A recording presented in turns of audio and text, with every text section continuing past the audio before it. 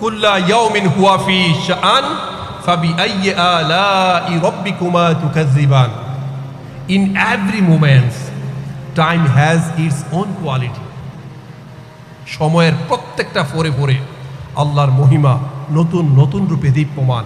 আকাশের নীলিমায়, সাগরের গভীরে, মাটির পরতে, বালুর রেণুতে, পাতার মর্মর শব্দে, পাখির কিচিরমিচির শব্দে, চকিত চমকিত মানুষের চাহনির মাঝেও স্রষ্টার মহিমা নতুন নতুন রূপে দীপ্যমান।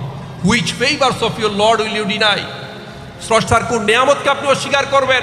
কোন নিয়ামতকে অস্বীকার করার আপনার সুযোগ নেই।